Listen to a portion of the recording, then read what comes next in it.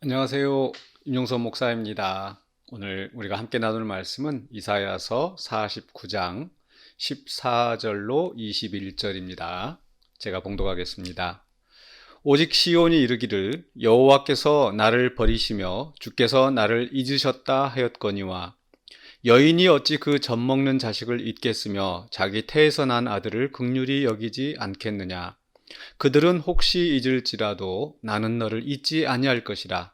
내가 너를 내 손바닥에 새겼고 너의 성벽이 항상 내 앞에 있나니 내 자녀들은 빨리 걸으며 너를 헐며 너를 황폐하게 하던 자들은 너를 떠나가리라. 내 눈을 들어 사방을 보라. 그들이 다 모여 네게로 오느니라. 나 여호와가 이르노라. 내가 나의 삶으로 맹세하노니 네가 반드시 그 모든 무리를 장식처럼 몸에 차며 그것을 띠기를 신부처럼 할 것이라. 이는 내 황폐하고 적막한 곳들과 내 파멸을 당하였던 땅이 이제는 주민이 많아 좁게 될 것이며 너를 삼켰던 자들이 멀리 떠날 것이니라. 자식을 잃었을 때에 낳은 자녀가 후일에 내 귀에 말하기를 이곳이 내게 좁으니 넓혀서 내가 거주하게 하라 하리니 그때에 네가 네 마음에 이르기를 누가 나를 위하여 이들을 낳았는고 나는 자녀를 잃고 외로워졌으며 사로잡혀 유리하였거늘 이들을 누가 양육하였는고 나는 홀로 남았거늘 이들은 어디서 생겼는고 하리라. 아멘. 네, 시온의 탄식이 나오고 있습니다. 14절에서 시온에 이르기를 여호와께서 나를 버리시며 주께서 나를 잊으셨다 하였거니와. 네, 여기서 이 시온은 바로 이제 예루살렘, 거룩한 성 예루살렘을 가리키는 말입니다. 네, 하나님의 성전이 있어서 거룩한 성이고 또 원수들이 쳐들어와도 하나님이 거기 계시기 때문에 이 이방인들로부터 하나님이 그 성을 보호하신다라는 그런 믿음이 그 이스라엘 백성 가운데 있었습니다. 그러나 이 백성이 범죄하고 또 하나님의 심판을 받아서 바벨론이 쳐들어와서 예루살렘을 파괴하고 또 예루살렘에 있는 그 귀족들 또 왕족들이나 또 제사장들 그 지도층들 부유한 자들을 다 잡아 포로로 끌고 갔습니다. 그래서 이제 이 예루살렘은 황폐하게 되었고 또 남아있는 자들은 아주 극소수가 있었고 또 부유한 자들 지도자들이 다 잡혀갔기 때문에 그 예루살렘은 아주 형편없는 그런 도시가 된 거죠. 이런 속에서 이제 그 예루살렘이 탄식하고 있다. 의인화해서 그 예루살렘의 처참한 현실을 이야기하고 있습니다. 바로 이 탄식은 앞에서 이 종의 탄식과 비교될 만합니다. 종이 내가 헛되이 수고하였다. 그죠? 그 이스라엘 가운데 세워진 그 종 하나님의 대리자가 이제 탄식하면서 하나님 앞에 또 호소할 때 하나님께서 그에 응답하셨는데 이제 장면이 바뀌어서 시온이 탄식하고 있는 겁니다. 그 황폐해진 그 예루살렘을 보면서 많은 사람들이 절망을 느꼈을 것이고 또 그 속에서 정말 이제 하나님으로부터 버림을 받았구나. 이제 이곳은 더 이상 거룩한 성이 아니고 버림받은 성이 되었구나. 이렇게 생각을 했겠죠. 그러나 하나님은 이렇게 대답하십니다. 15절에서 여인이 어찌 그 젖먹는 자식을 잊겠으며 자기 태에서 난 아들을 긍휼히 여기지 않겠느냐. 그렇죠? 사랑 중에서 아마 가장 큰 사랑, 끈질긴 사랑, 정말 우리가 말로 표현할 수 없는 그런 엄청난 사랑은 바로 모성애가 아닌가. 특히 그 젖먹이 아이를 둔 그 엄마의 사랑, 우리가 가히 상상할 수 없는, 인간이 상상할 수 있는 가장 큰 사랑이 아닐까 싶습니다. 그래서 여인이 그 젖먹는 자식을 잊겠느냐, 또 자기 태에서 난 아들을 긍휼히 여기지 않겠느냐, 라는 질문을 던지면서 설사 그들이 혹시 잊는 한이 있더라도 나는 너를 잊지 아니할 것이라. 즉 예루살렘이 황폐하게 되었을 때 사람들은 이제 이 성은 버림바 되었고 하나님께 잊혀진 바 되었다. 이런 절망 가운데 있었겠지만 그러나 하나님은 결코 잊지 않으신다라고 말씀하십니다. 그러면서 16절에 내가 너를 내 손바닥에 새겼고 너의 성벽이 항상 내 앞에 있나니.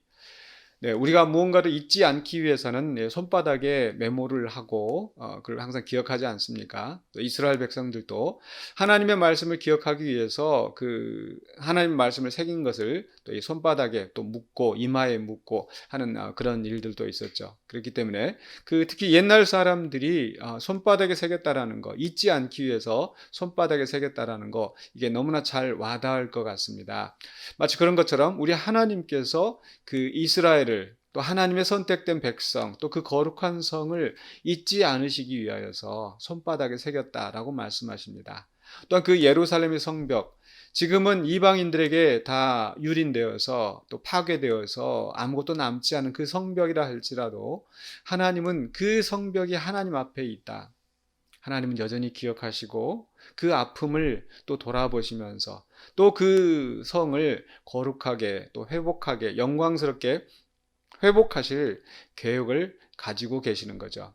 그렇게 하나님께서 그 성읍을 잊지 않았기 때문에 반드시 하나님은 구원하실 것이다. 그래서 17절에서 내 자녀들은 빨리 걸으며 너를 헐며 너를 황폐하게 하던 자들은 너를 떠나가리라. 즉 그 예루살렘에 침입해서 또 그 백성들을 유린하던 자들은 이제 다 쫓겨나가게 될 것이고 이제 그 하나님의 택하신 백성이 다시 그 성에 가득 차게 될 것이다. 네, 이 시온을 여인으로 지금 의인화하였기 때문에 그 시온에 거주할 하나님의 백성들을 그 시온의 자녀들로 표현하고 있습니다. 그래서 그 자녀들이 사방에서 몰려와서 내게로 오느니라. 그 다시 예루살렘으로 돌아오게 되는 거죠. 그러면서 18절에서 하나님 말씀하십니다. 내 눈을 들어 사방을 보라. 그들이 다 모여 내게로 오느니라. 사방에서 그 구원받은 백성이 하나님의 거룩한 성 예루살렘, 영광스럽게 회복될 그 예루살렘으로 모여온다라고 말씀하십니다. 그러면서 내가 나의 삶으로 맹세하노니, 하나님의 살아계심을 두고 맹세하신다. 즉 이 구원은 하나님께서 맹세하시고 반드시 성취하실 것이라는 의지를 표현하고 있습니다. 그러면서 그 맹세의 내용은 무엇인가? 내가 반드시 그 모든 무리를 장식처럼 몸에 차며 그것을 띠기로 신부처럼 할 것이라. 예. 아름다운 신부가 장식으로 예쁘게 단장을 하는 것처럼 이제 이 황폐했던 예루살렘이 그 주민들이 많아짐으로써 정말 번영한 영광스럽게 회복된 그런 도시가 될 것이다 라고 말을 합니다. 그러면서 다시 19절에 반복하기를 그 황폐했던 땅이 이제는 주민들이 많아질 것이고 반대로 너를 삼켰던 자들은 멀리 떠날 것이니라. 더 이상 악한 무리가 그 성을 해하지 못하도록 하나님께서 그 악한 자들을 다 쫓아내시는 거죠. 그럴 때에 바로 이제 20절과 21절에서는 바로 이제는 더 이상 시온이 탄식하는 것이 아니라 정말 그 감격하며 놀라는 그런 말을 합니다. 그래서 20절에 자식을 잃었을 때 낳은 자녀가 후일에 내 귀에 말하기를 이곳이 내게 좁으니 넓혀서 내가 거주하게 하라. 그 자녀들이 와서 야 이거 좁다. 이 도시를 더 넓혀야겠다. 이렇게 말을 한다는 거죠. 그러면서 21절에 네가 내 마음에 이르기를 누가 나를 위하여 이들을 낳았는고 나는 홀로 되었지만은 나는 자녀를 잃고 외로워졌는데 그것은 이제 그 주민들이 다 이렇게 잡혀가고 그 예루살렘만 덩그러니 황폐해져 남았었는데 언제 이렇게 많은 주민들이 생겨났는가 이렇게 감격한다라는 거죠. 감격하면서 나는 홀로 남았거늘 이들이 어디서 생겼는고 하리라. 네. 시온이 스스로 계획해서 또 그 백성들이 또 마음에 작심을 해서 노력을 해서라기보다는 결국 하나님의 은혜인 것을 다시 한번 강조하는 그런 표현이 아닌가 싶습니다. 네, 이 말씀은 이 시온이 회복에 대한 말씀은 이제 이스라엘 백성이 바벨론 포로에 의해서 귀환해서 성전을 재건하고 다시 그 예루살렘에 정착하게 된 사건으로 이제 성취된 것입니다. 그런데 이 말씀이 궁극적으로 성취된 것은 바로 예수 그리스도로 말미암아 세워지는 바로 그 교회라고 할 수 있습니다. 그렇기 때문에 오늘 우리가 이사야서 49장 이 말씀을 읽을 때 우리는 이 시온의 탄식을 교회의 탄식으로 보아도 무방할 것 같습니다. 사실 현재의 교회가 그러합니다. 우리가 가끔 뉴스나 또 우리 주변을 보면은 참 교회에 또 여러 가지 불미스러운 일들이 나고 또 특히 코로나 시대에 이런저런 또 비방을 사람들에게 많이 듣습니다. 또 그전에도 사람들이 기독교를 비방하고 조롱하는 그런 일들이 많이 있었습니다.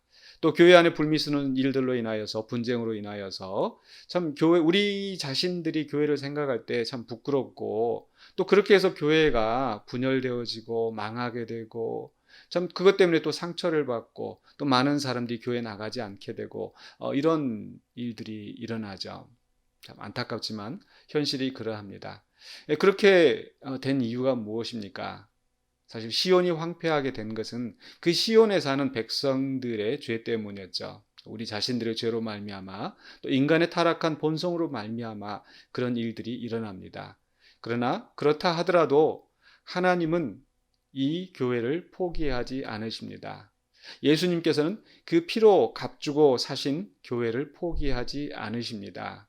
그렇기 때문에 반드시 하나님께서 이 교회를 구원하시고 회복하게 하실 것입니다. 그리하여서 정말 이제 장차 그 하나님의 구원의 때가 이르렀을 때 우리는 어떻게 이렇게 교회가 영광스럽게 변화되었는가? 어떻게 우리 공동체가 이렇게 많아졌는가? 아마 깜짝 놀라게 될 것 같습니다. 정말 깜짝 놀랄 그런 미래, 깜짝 놀랄 만한 구원을 경험하게 되겠죠.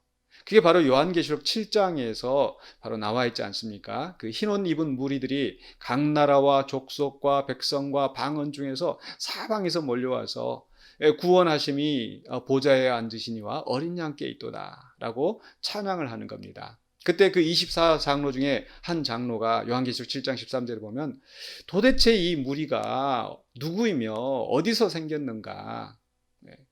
그리스도 어린 양의 피로 깨끗하게 씻김을 받은 자들이라고 말씀하는 내용이 나옵니다. 네, 정말 셀 수 없는 큰 무리들이 함께 모여서 찬양하고 그때 영광스러운 그 시온의 공동체, 교회의 공동체가 서게 될 것을 우리는 보게 될 것입니다. 우리 예수님께서 분명히 말씀하셨습니다. 음부의 권세가 이 교회를 이기지 못하리라.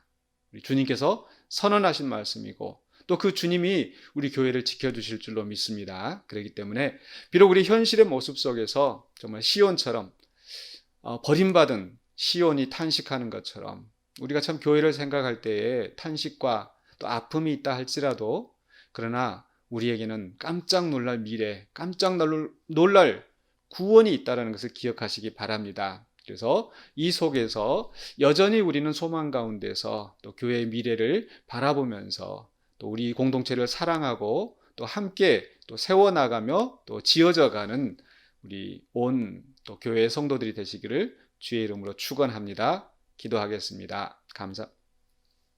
사랑해 주신 하나님 감사합니다.